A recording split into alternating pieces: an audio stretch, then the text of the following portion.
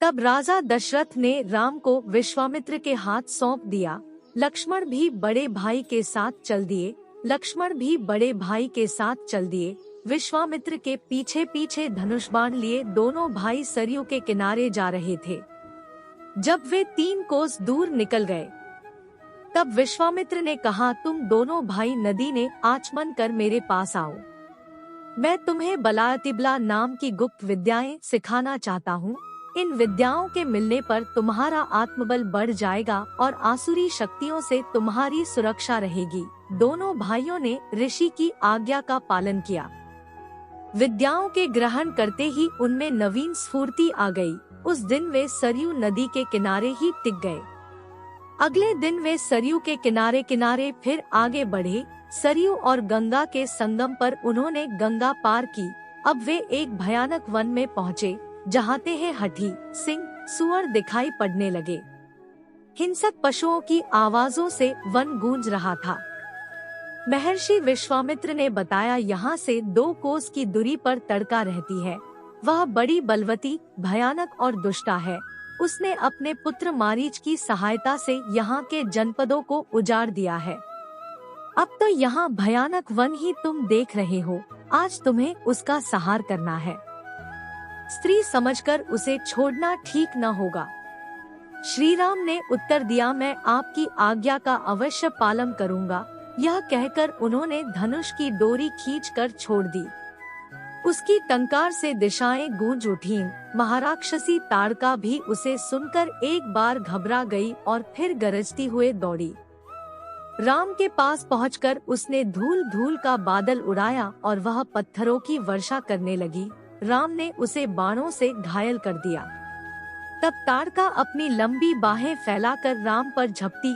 वह अदृश्य होकर घायल कर दिया। तब ताड़का अपनी लंबी बाहें फैलाकर राम पर झपटी। वह अदृश्य होकर फिर पत्थर बरसाने लगी। राम ने उसे चारों ओर से बाणों से घेर लिया। फिर उसके हृदय में उन्होंने ऐसा तीक्ष्ण बाण मारा कि वह हरहरा कर गिर पड़ी।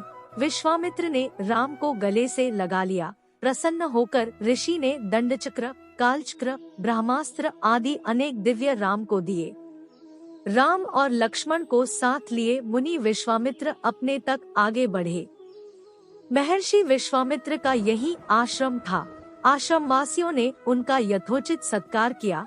विश्वामित्र ने उसी दिन यज्ञ आरंभ कर दिया। 5 दिन तक यज्ञ निर्विघ्न चलता रहा। छठे दिन आकाश में घोर गर्जना सुनाई पड़ी। देखते देखते काले बादल जैसे 2 विशालकाय राक्षस वहां आ पहुँचे। इनमें से एक ताड़का का पुत्र मारीच था और दूसरा उसका साथी सुबाहु था। इन राक्षसों के पीछे बहुत बड़ी सेना भी थी। श्री राम ने मारीच पर मानवास्त्र चलाया। उसके आघात से वह मूर्छित हो गया और बहुत दूर समुद्र के पास जा गिरा। जब उसे होश आया तो वह दक्षिण की ओर भाग गया।